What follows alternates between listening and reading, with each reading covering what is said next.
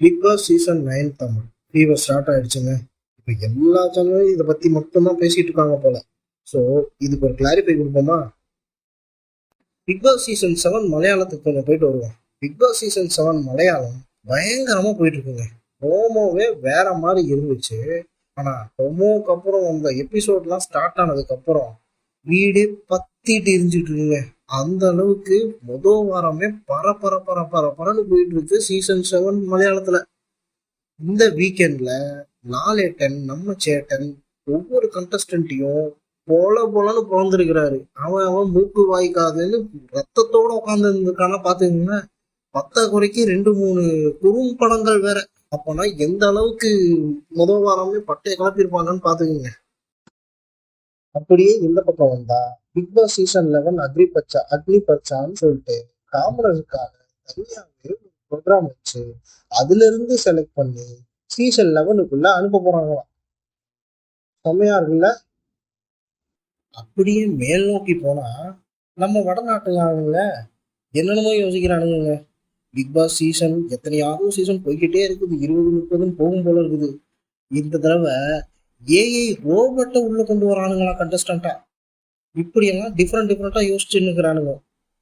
இப்படி டிஃப்ரெண்டா ஒவ்வொருத்தனும் யோசிச்சுட்டு இருக்க கீழ் நோக்கி வந்து பார்த்தா நம்ம பிக் பாஸ் சீசன் 9 தமிழ்ல யாரெல்லாம் ஹோஸ்ட், யாரெல்லாம் கண்டஸ்டன்ட் அப்படிங்கிற ரூமர் மட்டும் இன்னும் போய்கிட்டே இருக்கு. ஆனா இங்க என்ன நிலைமைனா, இப்போதான் அந்த ஐலோகோவையே டிசைன் பண்ண ஆரம்பிச்சிருக்காங்களாம். ஆகஸ்ட் லாஸ்ட் வீக்ல இல்லைன்னா செப்டம்பர் ஃபர்ஸ்ட் வீக்ல தான் ஐலோகோக்கான ப்ரொமோஷனே வருமா. இன்னும் ஹோஸ்ட்டை வச்சு எந்த ப்ரொமோவும் ஷூட் எடுக்கலங்க. இப்போ ஹோஸ்ட்டை பத்தி பேசலாம். பழைய மாதிரியே விஜேஎஸ்ஏ வரப்போறாரா இல்ல அதுக்கும் பழைய மாதிரியே கமல் சாரே வரப்போறாரான்னு இன்னும் குழப்பம் ஓடிக்கிட்டே இருக்குங்க. ஆனா போன வருஷம் சீசன் 8லயே, அதாவது ஃபினாலேயே விஜய் சேதுபதி அவர்கள் தான் அடுத்தடுத்த சீசனுக்கும் ஹோஸ்ட்னு அவங்களே சொல்லிட்டாங்க. அதனால ஒரு தடவை சொன்னா அதை மாற்றவும் முடியாது. அதே மாதிரி ஒருத்தவங்களை புக் பண்ணும்போது ஏனோ தானோன்னு ஒரு சீசனுக்கோ 2 சீசனுக்கோ புக் பண்ண மாட்டாங்க. ஸோ மினிமம் 5 சீசனுக்காவது புக் பண்ணுவாங்க. அதுக்கப்புறம் தான் மாற்றலாமா வேணாமாங்கிற டிசிஷனையே எடுக்க பார்ப்பாங்க. ஸோ சகோதரர்களே, கவலையே படாதீங்க. இந்த வருஷமும் விஜேஎஸ் தான் ஹோஸ்ட், அதில் எந்த சந்தேகமும் கிடையாது. இப்போ கண்டஸ்டன்ட் டீட்டெயில்ஸை பார்ப்போமா? பல ரூமர்ஸ் போயிட்டு இருக்குங்க. அவங்க வர போறாங்க, இவங்க வர போறாங்கன்னு. பட் மக்களே, எல்லாரும் சீசன் 8 பார்த்துருப்பீங்க. அதில் வெக்ஸாயும் இருந்திருப்பீங்க எந்த மாதிரி அந்த ஷோ நடத்துனாங்க அப்படின்னு. எல்லாம் விஜய் டிவி ப்ராடக்ட்ஸ் மட்டும்தான். அதை வச்சு ஒரு டாஸ்க்கும் க்ரியேட்டிவாக இல்லாமல் மண்டே பிச்சுக்க வச்சு எந்த அளவுக்கு ஒஸ்ட்டாக நடத்துனாங்கன்னு எல்லாருக்குமே தெரியும். முத்துவை தவிர அங்கே எல்லாருமே விஜய் டிவி ப்ராடக்ட் மட்டும்தான். ஸோ விஜய் டிவிக்கு ஒரு சின்ன விண்ணப்பம்.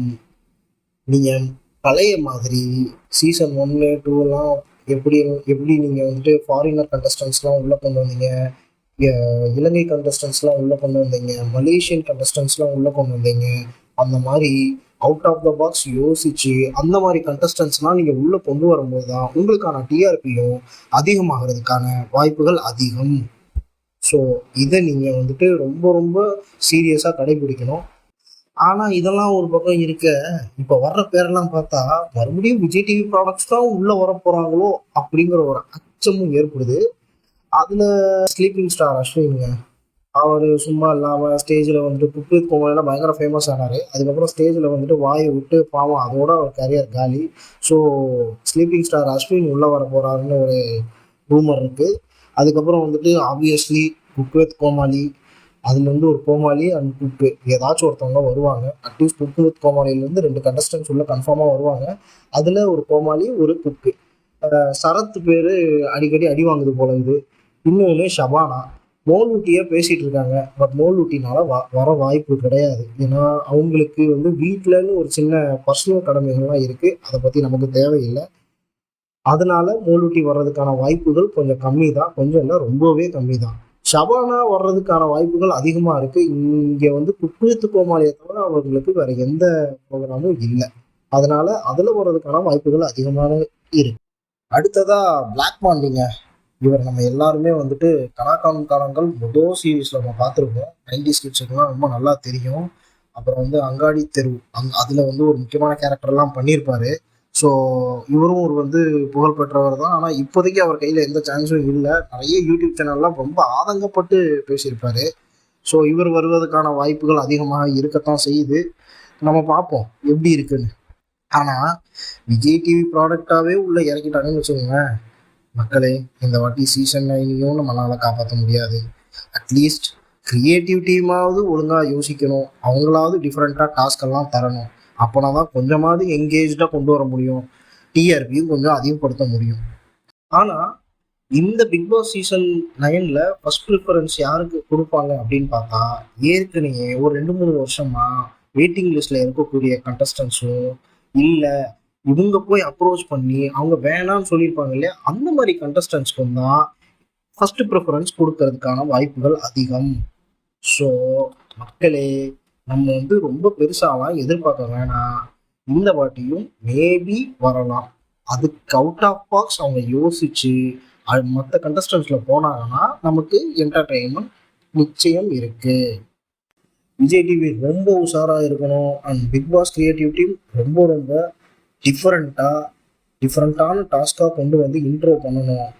Okay, this is my honest opinion சகோதரர்களே. வீடியோ பிடிச்சிருந்தா லைக், ஷேர், சப்ஸ்கிரைப் பண்ணுங்கள். Thank you so much.